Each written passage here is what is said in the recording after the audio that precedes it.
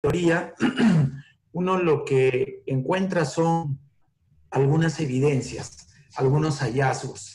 Esos hallazgos hay que anotarlos, hay que levantarlos, inclusive con fotografías, y luego comprobarlo o contrastarlo contra criterios de auditoría, ¿no? Los criterios de auditoría vendrían a ser el modelo a seguir, y según las brechas que se encuentren entre lo que se encuentra o lo que se observa y lo que dice el criterio serían las áreas a mejorar, ¿no? Entonces, en ese mismo sentido, podemos decir que los criterios de auditoría es el conjunto de políticas, prácticas, procedimientos o requisitos frentes a los cuales el auditor, en ejecución de su trabajo, compara las evidencias obtenidas. Ahora, yo puedo tomar los criterios de auditoría a través de alguna norma, ¿verdad? Entonces, toda la pauta que yo voy a utilizar para evaluar a esta compañía puede estar sustentada en una norma.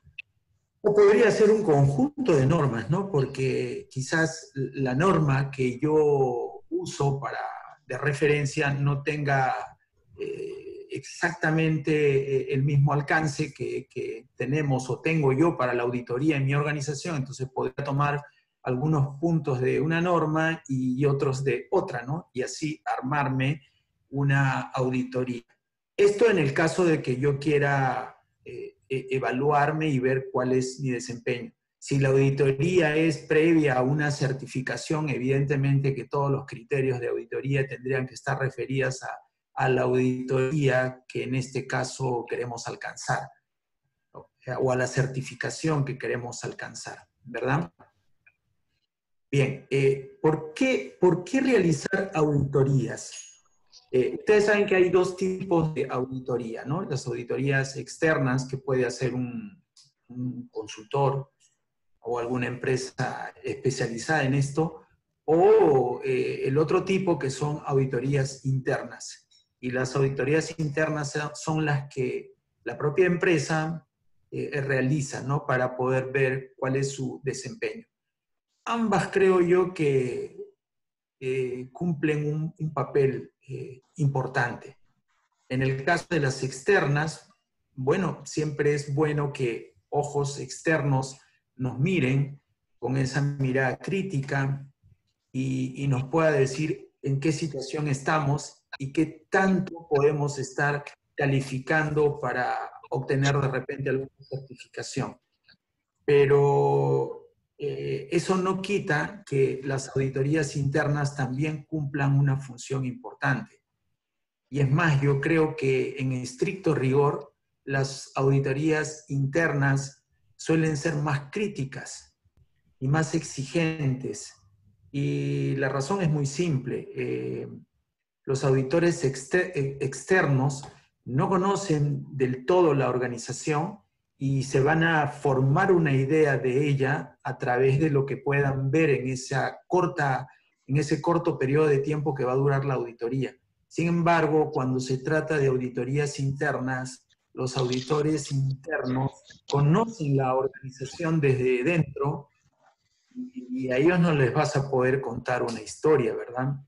Porque ellos saben de qué pie cojea la organización y va a ser mucho más difícil que ustedes puedan apantallar algo, ¿no?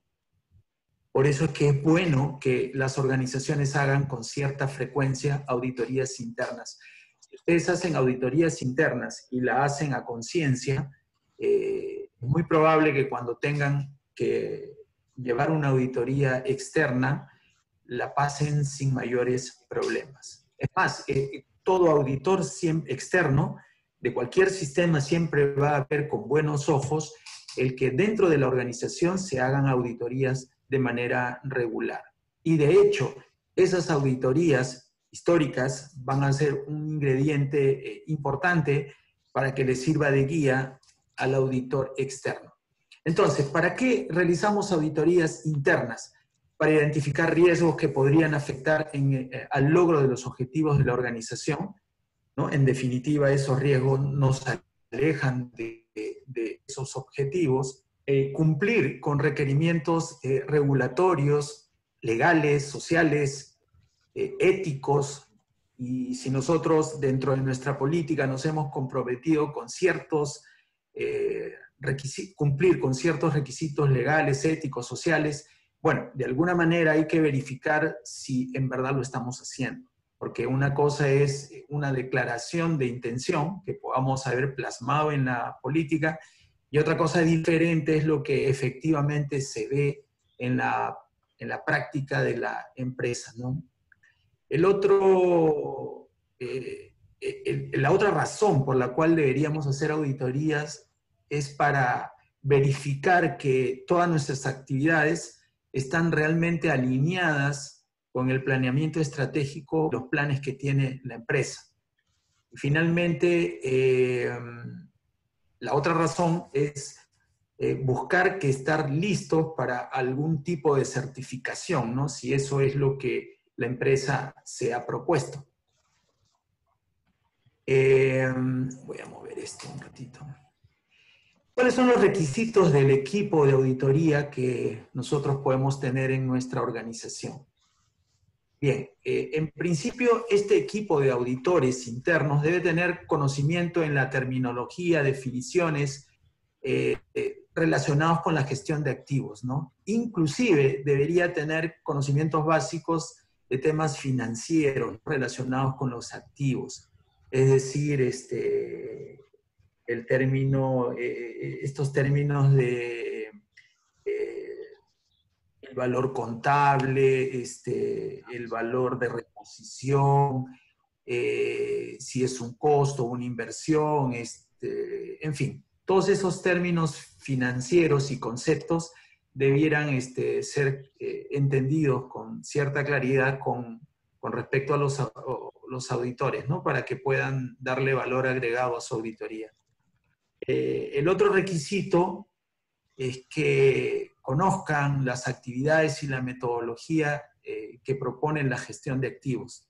Tienen que tener una formación en gestión de activos.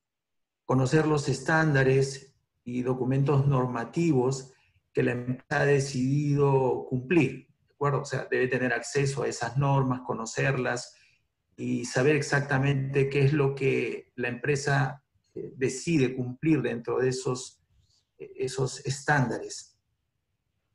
Y el otro tema es que debe conocer el negocio, sus procesos y tener claro también el concepto de valor, que entiende por valor actividades que generan valor, actividades que no generan valor, el concepto de outsourcing, ¿no? Porque hay empresas que todavía están con la idea tradicional de querer todo, es decir, tener un equipo de mantenedores abundante, donde hayan tuberos, soldadores, y casi como cualquier cosa que se necesite en la empresa, lo haga el personal de mantenimiento, ¿no? Hasta dónde eso es una buena práctica, hasta dónde nos va a generar beneficios o más bien gastos.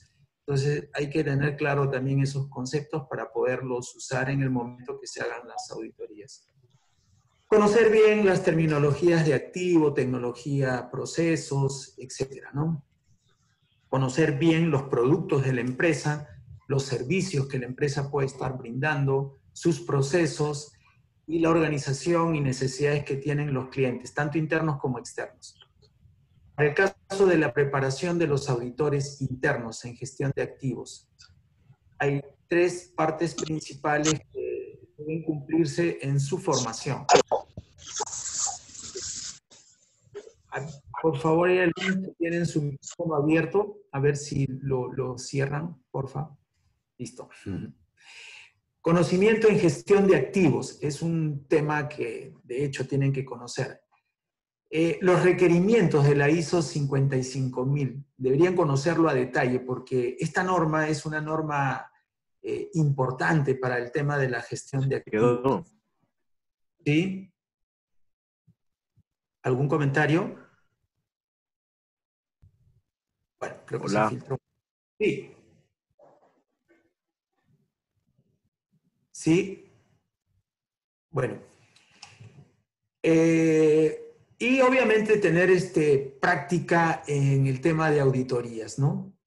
Ustedes pueden formar auditores, es decir, siempre en las organizaciones hay personas que ya tienen experiencia haciendo auditorías. Quizás no en mantenimiento específicamente, pero sí en el tipo de normas. Entonces, estas personas tienen ya una distancia ganada, ¿no? Porque no va a ser muy difícil prepararlos en este tema. Y ustedes pueden enviar equipos de auditores, parejas o hasta ternas, ¿no? Mientras que haya un auditor líder que comande la auditoría, pueden haber otros que estén en formación. Y de esa manera se va haciendo escuela, se les va generando la práctica necesaria para que al final se cumplan con estos requisitos. Hay que tomar en cuenta lo siguiente, y esto es importante. ¿Qué características no debiera tener un auditor? Mente cerrada, o sea, hay personas que tienen algunas ideas preconcebidas y no son abiertos a cambiar esa manera de pensar. Se cierran en sus argumentaciones y son un tanto testarudos, ¿no?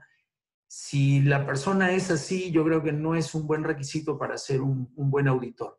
Que sea argumentativo, que siempre tenga algo que decir o siempre tenga a quien responsabilizar por algo que ha ocurrido, indisciplinado, prejuicioso, obstinado, deseos de grandeza o de pronto que sea muy tímido o aceptar todo lo que se pueda poner frente a los ojos, ¿no? Que sea un tanto ingenuo. Esas son características que no se desean para un auditor.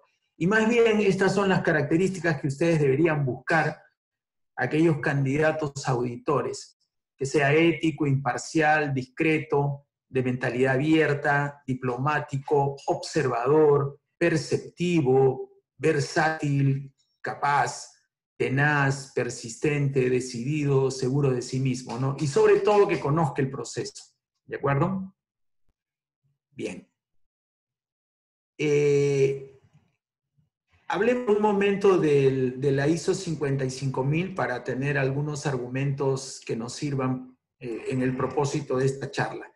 Ustedes han visto, me imagino, en la norma que hay una relación entre algunos términos clave, ¿no? Como por ejemplo, cartera de activos, sistema de gestión de activos y la gestión de la organización. El primer grupo, el más pequeño, la cartera de activos, es la relación de todos los activos que están dentro del alcance de la gestión de activos. ¿De acuerdo? No porque la empresa tenga edificios, autos, equipos de aire acondicionado, además de las máquinas, no necesariamente todos esos activos van a ser parte de la cartera. Eso lo tiene que determinar la empresa. Entonces, ese conjunto de activos que se han seleccionado para ser gestionados en este sistema hacen parte de la cartera de activos. Luego está el sistema de gestión de activos, ¿no? Que es el conjunto de elementos interrelacionados que establecen políticas de gestión de activos, objetivos, procesos, etcétera. Todos los elementos que se necesita para la gestión de estos activos hacen parte de lo que se denomina el sistema de gestión de activos. Y la gestión de activos son todas aquellas actividades coordinadas que se plantean para poder sacar el máximo valor de los activos. Y esto, evidentemente, durante todo su ciclo de vida. Y la última capa, bueno, son el sistema de gestión ya de toda la organización, donde hay otros temas adicionales a la gestión de activos. ¿De acuerdo? Bien. Entonces, si queremos hablar de auditorías, tenemos que ser conscientes de que podemos hacer auditorías en cualquiera de esos niveles, ¿no? Este diagrama que acabo de presentar es básicamente el anterior, solo que entre el sistema de gestión de activos y el portafolio he agregado una capa más donde están las actividades del ciclo de vida del activo, ¿no? Que es parte del sistema de gestión de activos. Entonces, una posibilidad es hacer una auditoría a ese nivel, ¿no? Identificando mejoras posibles en las actividades y procesos que están directamente relacionados con los activos durante todo el ciclo de vida, ¿no? bueno, si bien es cierto en la norma, el ciclo de vida empieza inclusive con el diseño y la fabricación del activo, para la mayoría de nuestras empresas ese ciclo empieza con la selección y la compra del activo, porque son muy pocas empresas las que intervienen en los procesos anteriores de diseño y fabricación de los activos, ¿verdad? Entonces, pero al final se entiende que todo este trabajo hay que hacerlo para todos los activos que están dentro de la cartera e incluyendo todo ese ciclo de vida. Además de los habilitadores, ¿no? Los habilitadores, como su nombre lo indica, son todas las áreas que de alguna manera apoyan la actividad en la gestión de activos, ¿no? La parte logística, la parte de almacenes, en fin, hay diferentes habilitadores que sin su apoyo sería difícil también cumplir con los objetivos. Entonces, hay un primer nivel, perdónenme un momentito, hay un primer nivel donde nosotros podemos plantear una auditoría. El segundo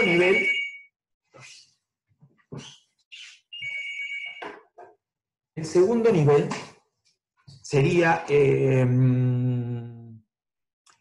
este de acá, donde nosotros vamos a auditar el sistema de gestión de activos. Y en ese nivel tendríamos que utilizar una herramienta que sea nuestra referencia como la ISO 55000. ¿De acuerdo? Y en el tercer nivel, en el sistema, en la gestión de activos, podemos medirlo o podemos hacer una auditoría, por ejemplo, que nos mida el grado de madurez de la empresa, ¿no? Porque el grado de madurez mide todas las actividades que están de alguna manera relacionadas con la gestión de activos. Y eso es mucho más que la actividad propia de mantenimiento, ¿no? Entonces hay tres niveles que nosotros podemos utilizar para poder hacer una suerte de auditoría. El primero, este segundo con la ISO 55000 y el de gestión de activos con un tema de madurez. En este caso, la charla de ahora se va a enfocar básicamente en este nivel, ¿no? Hacer una evaluación de las actividades, los procesos que están relacionados con nuestra cartera de activos y nuestros habilitadores. ¿De acuerdo? Bien, hablando de la norma, antes de entrar en detalle, y al mismo tiempo de la madurez, podríamos decir que en el tema de madurez hay 5 niveles. 6 niveles que, en la cual se puede encontrar una empresa, en cualquiera de estos niveles. El primer nivel es el de inconsciencia. Es decir, el nivel de inconsciencia es una empresa típica donde no conoce nada de gestión de activos, sigue operando de manera tradicional y obviamente tiene un montón de cosas que mejorar. Entonces, el estar al margen de todo esto que estamos hablando pondría a una empresa en este nivel. El nivel de conciencia es el nivel donde la empresa ya entró en el tema de gestión de activos, está capacitando a su personal, está tomando conciencia de que hay algunas cosas que están mal, de pronto están haciendo algunas auditorías para ver cuáles son las magnitudes de las brechas que tienen. Luego viene el tercer nivel, que es el entendimiento, que es una empresa que ya mejoró bastante su nivel inicial y que se está preparando para poder certificar de pronto una norma tipo ISO 55000. Cuando la empresa participe en esta certificación y lo pueda lograr, digamos que está en el nivel de competencia, ¿no? Pero este nivel no es el nivel más alto, es decir, no porque la empresa tenga una certificación ISO 55000 o significa esto de que es una empresa de excelencia y que ya no tiene más que aprender. Por el contrario, hay algunos que piensan de que este es el nivel mínimo para comenzar a llegar a los 2 niveles que todavía quedan, ¿no? El nivel de optimización, donde la empresa comienza a mejorar a través de las herramientas que ha aprendido o que ha implementado en su proceso de certificación, para luego pasar a un último nivel, que es el nivel de excelencia, donde están las empresas de clase mundial, y es donde en cada escalón va a comenzar a recuperar mucho más dinero y va como a justificar todo lo que invirtió antes, ¿no? En ese proceso, ¿no? Esos son los escalones que todos los que están en este proceso van a usar como guía. Ahora vamos a hablar paso a paso de cómo podemos armar las auditorías, entendiéndose lo que les dije, que íbamos a hablar de las auditorías en ese primer nivel. Bien, el primer paso es tener claro cuál es el proceso que básicamente tenemos nosotros en nuestra organización, que va a ser el que va a ser sujeto de la auditoría, y tenemos que establecer o tener claro cuál es el ciclo de auditoría, ¿no? Esos son los dos primeros pasos. Entonces, como proceso, de manera general, yo les puedo mostrar esto, ¿no? Es decir, todo proceso, incluido los que ustedes tienen dentro de su organización y que van a ser auditados, tienen entradas, ¿de acuerdo? Donde se pueden ir más o menos imaginando ustedes qué cosa podemos revisar dentro de esa auditoría, cómo empieza el proceso, qué entradas son necesarias, si hay entradas de información, materiales, activos, quiénes son los proveedores de nuestro proceso, qué características deben tener estas entradas, porque es claro de que si las entradas no son buenas, el proceso tampoco va a ser bueno. Después está el proceso propiamente dicho, donde podemos irnos formulando algunas preguntas, cuáles son las etapas de nuestro proceso, qué ocurre dentro de cada etapa, si existen procedimientos instructivos, registros, se implementan según lo establecido estas actividades, qué controles se aplican, están también las salidas, cuál es el producto del proceso, cuál es... cómo se controla que estos requerimientos en el producto se han cumplido, cómo se evalúa el desempeño del proceso, si se logran las metas que se han establecido, si se toma en cuenta la retroalimentación del cliente interno, ¿verdad? También hay controles que podemos auditar, qué controles están establecidos, quiénes son los responsables, los requerimientos del cliente están bien definidos, si existen especificaciones claras del producto o servicio, si existen criterios de aceptación. Y también podemos verificar los recursos que se necesitan en este proceso para ver si están actuando bien, es decir, qué activos o recursos son requeridos, cuáles son las competencias necesarias del personal. Dentro de los recursos también puede estar los talleres con los que contamos, si son los apropiados, el tema de las herramientas, ¿verdad?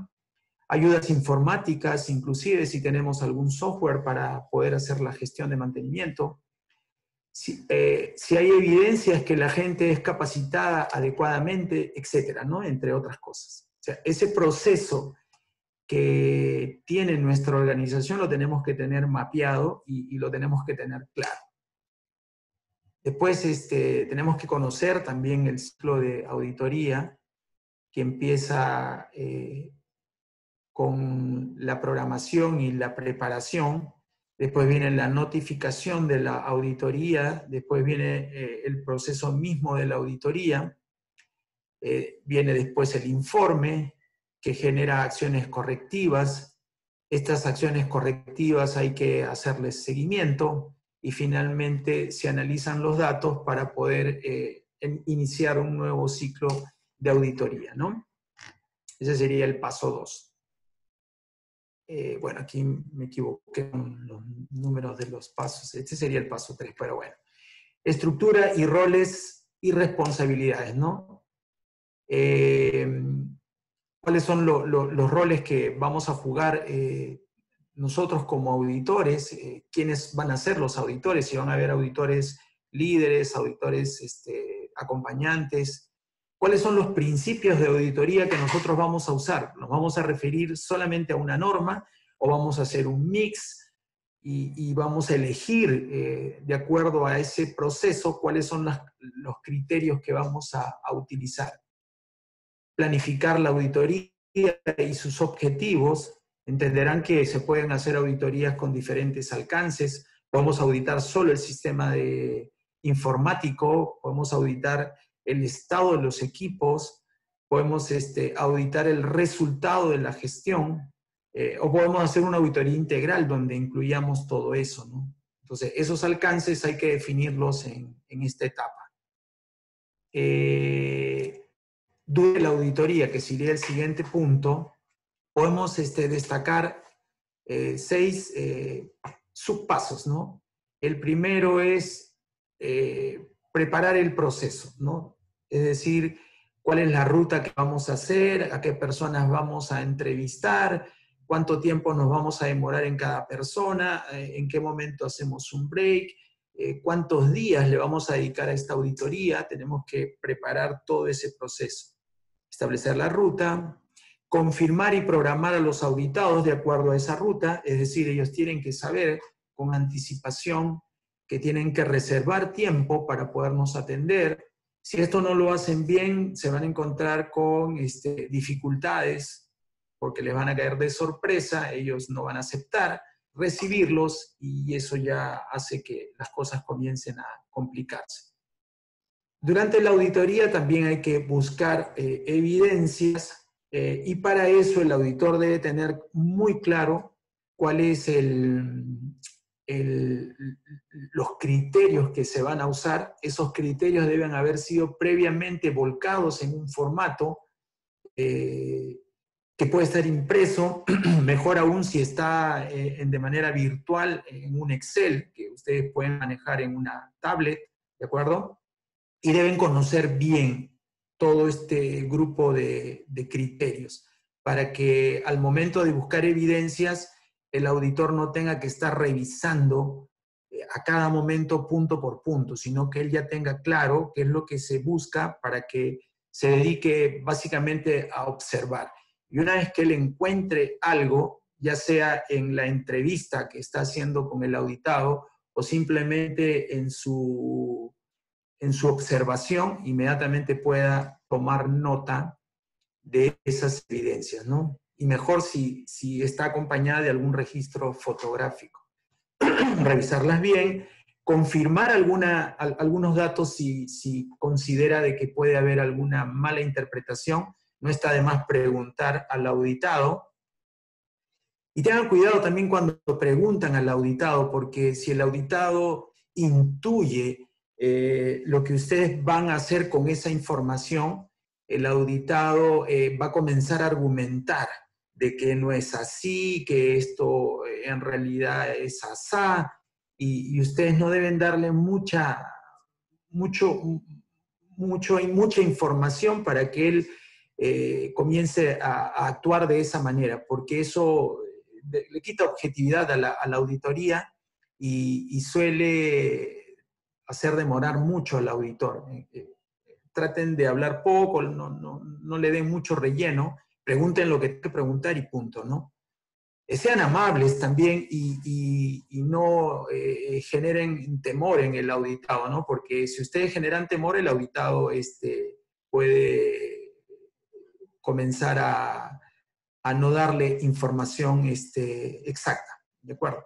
Y finalmente, en esta parte, bueno, se cierra la auditoría, que puede ser el cierre con una pequeña reunión entre los auditores para ver algunos detalles que puedan ser necesarios antes de terminar con la jornada. Otras recomendaciones que les puedo dar para este momento dentro de la auditoría misma es la gestión del tiempo, es decir, sean puntuales, siempre vayan bien presentados, con sus CPP adecuados, es decir, el auditado va a estar muy pendiente de esos detalles, hay que practicar con el ejemplo, ¿de acuerdo? Y como ustedes van a hacer una ruta, de pronto se tardan mucho en una posición y la siguiente visita ya queda fuera de hora. Si eso ocurre, comuníquenle al auditado que se han retrasado y que van a correr la reunión en unos 15 minutos, media hora, pero no lo dejen sin información. Con respecto a esto de que si formulamos preguntas abiertas o preguntas cerradas, no hay una norma que se pueda dar como una regla, ¿no?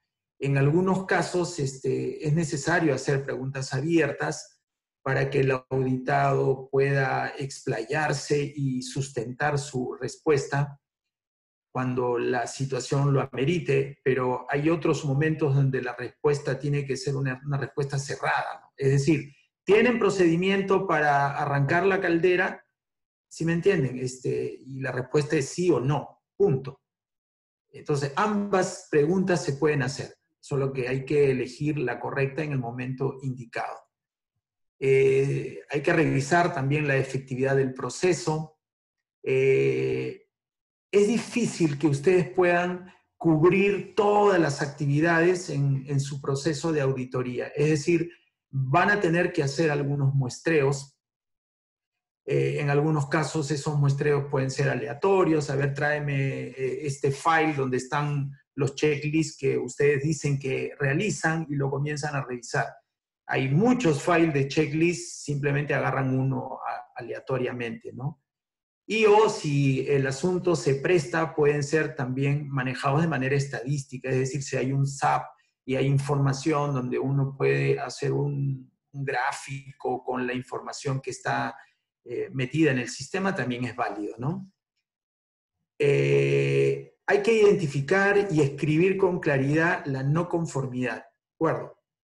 Ahora, esta no conformidad, o sea, el aspecto que se está encontrando, tiene mayor relevancia cuando no solamente está convirtiéndose en una no conformidad para una auditoría de gestión de activos, sino que también podría ser una no conformidad para otros sistemas, ¿no? Un sistema de seguridad, un sistema de sanitario, y eso le da un peso mayor, porque podría generar no conformidades en los otros sistemas también, lo cual le da más valor todavía al proceso si los auditores también son al mismo tiempo auditores de otro sistema, porque lo que siempre hay que buscar es que las auditorías sean integradas y que las personas que están actuando de auditores internos para mantenimiento sean también auditores de los otros sistemas. De esa manera le da mucho más valor a su trabajo de auditoría.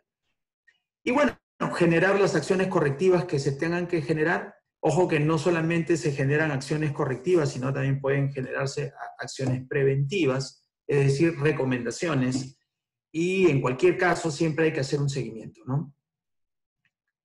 Algunas recomendaciones adicionales durante la auditoría, honrar su palabra, ya les dije, es importante ser puntuales, levantar información, es decir, tomar fotos, escribir con claridad, porque después se nos va la idea. Y traten de no adelantarles qué es lo que van a hacer con ese hallazgo, ¿no? Ni busquen una discusión con el auditado. Eso es lo peor que pueden hacer, ¿ya? Sean objetivos y sus preguntas tienen que ser claras. El otro tema es que puede ser que para algunas empresas eso no sea un problema, pero en algunas sí. Es decir, son atribuciones del auditor poder tomar, por ejemplo, fotografías, ¿no? O sea, hay que permitirles tomar, permitirles el que vayan con una cámara y tomen fotos. Los hallazgos, como ya lo dije, pueden comprometer a más de un sistema y eso le da un poco más de gravedad al asunto. Bueno, esto ya lo dijimos ya sobre las características del auditor. Y después de la auditoría hay que reunirse con el auditado, hay que presentarles el informe, hay que tratar de darle las explicaciones, porque muchas veces el auditado le resta importancia a algunos hallazgos.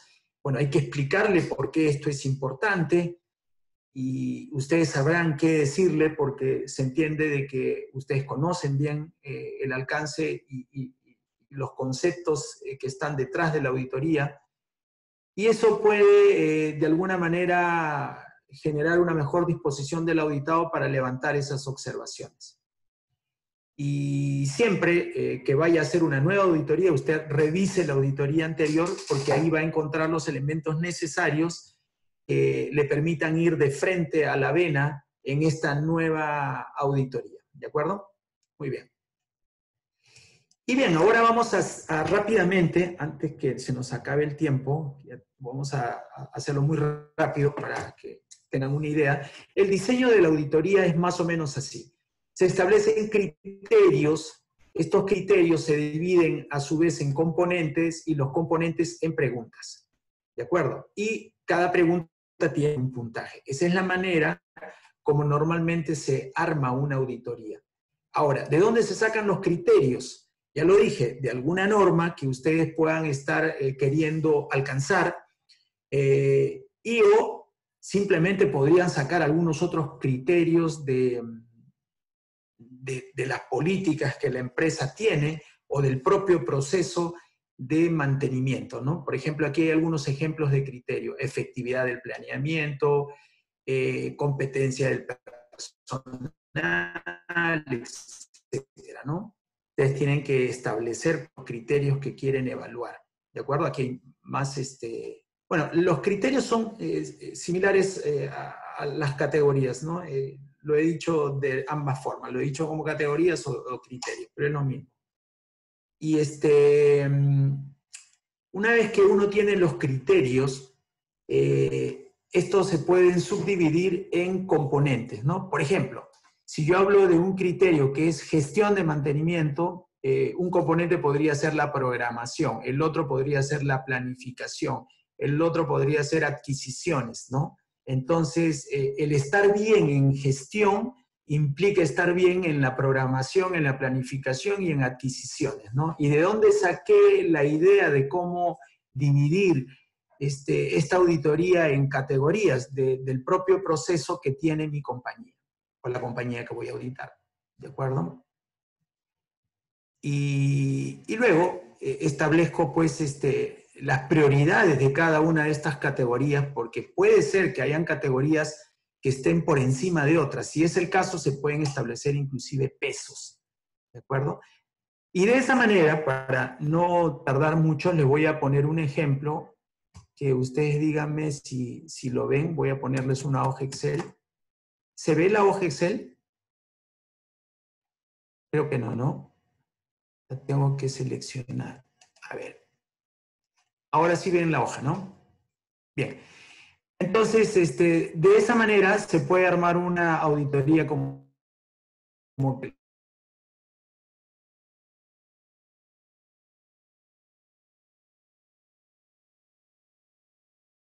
ya visitar. Acá están sus cargos, la fecha en que los voy a entrevistar. Estas son las categorías que yo ya establecí. Y de esa manera, antes de mostrar los resultados, quiero presentarles las categorías. Por ejemplo, la primera categoría que yo he establecido aquí como ejemplo: estrategias y objetivos. Esta estrategia y objetivo lo he subdividido en estrategias y objetivos propiamente dicho. Otro componente es plan estratégico, políticas, objetivos de mantenimiento. Otro componente es estructura organizacional. Otro componente, modelo de gestión. Otro componente, ciclo de vida. Otro componente, sistema de indicadores. Y cada componente tiene un grupo de preguntas. Bueno, por ejemplo, en el primero, estrategias y objetivos de la empresa. La empresa realiza reuniones de planeamiento estratégico anuales y ahí hay una escala de puntuación que yo la establezco también, y en función a lo que encuentro voy puntuando. Y si quiero, pongo una observación. Y lo mismo hago con el resto de preguntas. Entonces, se entiende que el estar conforme con estas respuestas da como conformidad a este componente. Y el estar conforme con todos estos componentes da conformidad a esta categoría. Y de esa manera se pueden establecer otras categorías, ¿no? Tantas como ustedes hayan considerado en su diseño. Y obviamente pueden ustedes hacer un diagrama de radar no solamente para toda la auditoría, sino para cada, bueno, aquí no lo tengo, pero podría yo hacer un diagrama de radar solamente para esta categoría, utilizando a cada vértice como estos componentes. Y lo propio puedo hacer en cada una de estas categorías. Y al final, cuando ya tenga todo la auditoría completa, puedo tener los resultados en cada una de las categorías de manera global y esto llevarlo en un radar más grande, que es el radar completo, donde aquí están las categorías y el área más pequeña es el resultado que hemos encontrado, ¿no? Donde se aprecia rápidamente cuáles son las brechas, ¿no? Inclusive aquí, si bien es cierto el puntaje mayor es 100, que implicaría tener esta figura llena, la empresa puede tener una meta que es la que está en color rojo, ¿no? Un poco más pequeño, es decir, alrededor de un 75%, ¿no? Pero sin embargo, siendo la meta bastante alcanzable, ellos han logrado solo lo que se ve en el área de color lila, ¿no? Bien, muchachos, por un tema de tiempo, he querido o hemos tenido que hacer esta sesión bastante corta, pero espero que se haya entendido y que si quieren hacer alguna pregunta, todavía tenemos tiempo para poder responder a sus inquietudes. Adolfo, ¿sabes si hay algunas preguntas que te hayan formulado los muchachos? Sí, sí, José, justo las voy a leer ahorita ya. Las han escrito por el chat. Robert Espinosa, ¿podemos también auditar la madurez del estado actual del Departamento de Mantenimiento mediante, bueno, él nombra, o sea, él quiere auditar, pero él lo quiere hacer mediante una norma venezolana, el COVENIN 2500-93.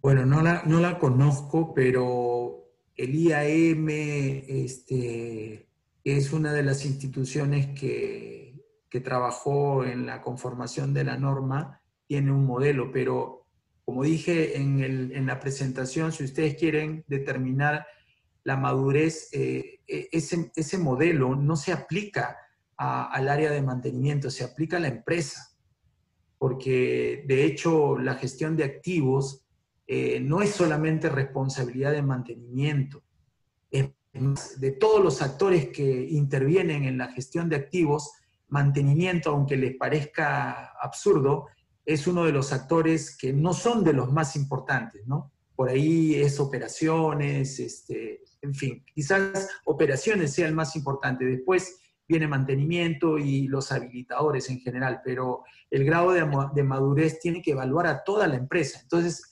aplicar esa herramienta solo al área de mantenimiento no lo he visto. Me gustaría más bien ver si después nos podría compartir esa norma venezolana para ver exactamente a qué se refiere. ¿Sí? Ya, perfecto. Tengo otra consulta. ¿Qué pasaría si se quiere hacer una auditoría del área de mantenimiento, pero en tiempos del COVID? Sabes que en estos tiempos del COVID también hay un tema de distanciamiento, ¿no? Es lo que pregunta Sí. una señorita. Bueno, depende cuál sea el alcance, porque, a ver, si el alcance es, por ejemplo, hacer una auditoría solamente documentaria y a través del sistema de información, no habría ningún problema, porque hasta se puede hacer a distancia. Se le da acceso a esta persona, al SAP o al sistema que puedan tener, y de ahí se saca toda la información para ver cómo está manejada el área de mantenimiento a través de la información que está en el sistema. Ese puede ser un alcance. Si el alcance es mayor y yo quiero no solamente eso, sino quiero revisar el estado de las máquinas, conversar con los otros, con las otras partes interesadas, como los operadores, el jefe de operaciones, el área de almacén para ver cómo se vincula mantenimiento con ellos, quiero evaluar el clima laboral que está alrededor de las personas que trabajan en el área de mantenimiento. Entonces ahí sí podría haber un poco más de trabajo, pero igual se puede hacer porque las reuniones se pueden planear con cada una de las jefaturas involucradas, ¿no? O personas que se van a auditar. O sea, no tiene que ser una reunión masiva, ¿no? Se puede hacer. Ah, ya. También se podría utilizar el tema de algunas preguntas y respuestas por internet, usando solamente llenando formularios. Bueno, esa es una parte de la auditoría, ¿ya? Podría ser, pero el auditor, si quiere que su auditoría de verdad tenga valor, tendría que anotar aquellas cosas que no han sido bien sustentadas. Y luego tiene que pedir la evidencia, porque, a ver, si yo le digo, ustedes usan procedimientos para contratar personal, él te puede decir sí, pero ¿y dónde está ese procedimiento? O sea, si él no me lo muestra, no debería ser aceptado como una respuesta válida, ¿no? Entonces, si él tiene todos esos documentos virtuales, te los puede pasar. Es una parte del asunto, ¿no? Pero, y si tú quieres verificar si efectivamente ese procedimiento es de conocimiento de cada uno de los trabajadores que lo tiene que saber, ¿cómo harías esa parte? Tendrías que entrevistar a alguno de ellos, ¿no? Para preguntarle si efectivamente conocía la existencia de ese procedimiento. Entonces, hay algunas cosas que se pueden hacer de manera virtual, pero dependiendo del alcance hay otras que quizás sí tengas que hacer algún tipo de visita presencial, ¿no? Ya, perfecto. Hay otras preguntas más. A ver, creo que levantaron la manito. Isidro, ¿tienes alguna pregunta? Isidro y Javier Castillo, ¿tienen consultas? Porque levantaron su mano. ¿Pueden, chicos, activar sus micrófonos para poder responderles sus preguntas? Javier, te escuchamos. Sí, buenas noches. Buenas noches, Buenas. ingeniero. ¿Qué tal? Al respecto, quería hacer la consulta si yo puedo realizar tomas fotográficas para evidenciar la auditoría, ¿no? Sobre instalaciones, motores, equipamiento o quizás algún armamento para el caso de la policía o Fuerzas Armadas, en este caso como el CIMA, y los puedo tomar esas fotografías para realizar mi informe de auditoría, o hay alguna ley que me prohíba, que diga, no, usted no puede por un tema de reserva de la información. Yo creo que eso es básicamente potestad de la organización y se entiende que si la organización ha pedido una auditoría, primero que lo ha solicitado una persona especializada en el tema, ¿no? Y segundo que de por medio puede haber un contrato de confidencialidad e inclusive pueden haber algunas medidas de seguridad adicionales, ¿no? Como por ejemplo, donde a mí me ha pasado, por ejemplo, me voy con una persona que él es el que toma las fotos, y yo le digo qué tomar, y esa persona filtra la información que yo estoy tomando. Por ejemplo, no puedo tomar una foto de todos los que trabajan ahí, ¿no? O sea, mostrar sus caras, qué sé yo, pero si yo apunto a un transportador y veo un detalle, él te va a decir, no hay problema, y él la toma, ¿de acuerdo? Y después te las pasa. Eso podría ser en un caso extremo. Previa filtración de las fotos que se han tomado, la empresa determina si te las puede pasar o no. Ese sería un caso extremo, ¿no? Pero yo creo que es una cuestión de ponerse de acuerdo, porque es difícil cuando no se toma una foto y no se llega a recoger realmente lo que significa el problema, ¿no? Y de no ser posible, que nunca me ha pasado, bueno, tendrías que ser bastante descriptivo, ¿no? Para que se entienda lo que estás queriendo destacar, ¿no? Pero siempre hay formas de ponerse de acuerdo. Muchas gracias, ingeniero. Ok. Mira, aquí Dani nos pregunta desde Facebook, ¿existe una metodología para identificar los incumplimientos de los requisitos y direccionarlas a las cláusulas de la norma ISO? No, claro, o sea, La misma auditoría. cuando uno va a hacer una auditoría de certificación, ahí un modelo como el que les acabo de presentar en esta sesión. Simplemente ahí tengo que trabajar con la norma, ¿no? Porque ahí, ¿qué criterios me voy a inventar si ya todo está dado, ¿no? Simplemente es cumplir con lo que la norma dice, ¿no? Yo también he hecho auditorías ISO y es mucho más fácil, si se quiere, porque todo está establecido, ¿no?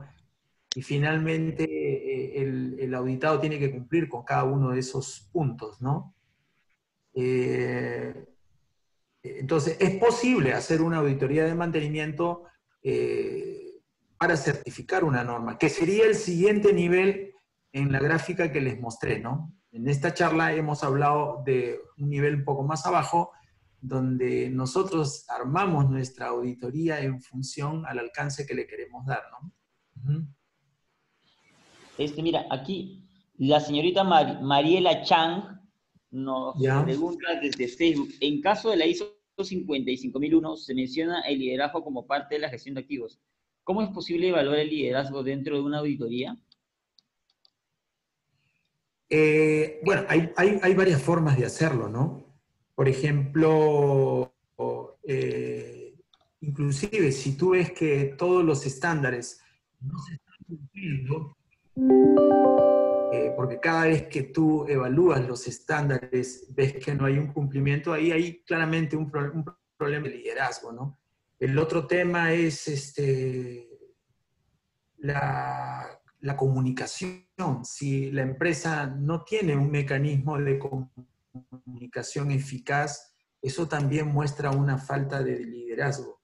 En realidad, hay diferentes formas de evaluar el liderazgo y una forma que yo normalmente hago para poder ver el tema del liderazgo es el compromiso que muestran los cargos más altos dentro de la organización.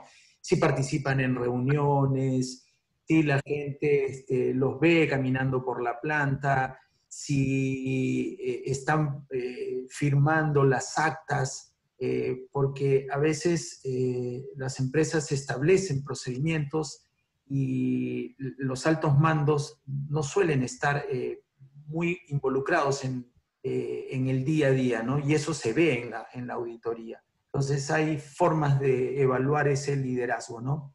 En el caso, por ejemplo, de la ISO 55000 que menciona la señorita, yo considero que una buena forma de llevar a cabo todo lo que la norma plantea es aplicar un sistema de TPM, donde el liderazgo está claramente desarrollado a través de su organización.